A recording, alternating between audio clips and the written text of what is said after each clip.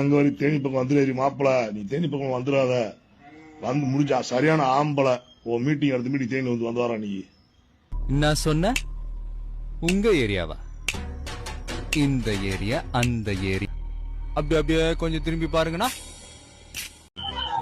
என்ன பார்த்து போ செத்துறாத. தளபதி வாழ்வாரு, நீ வர மாட்ட.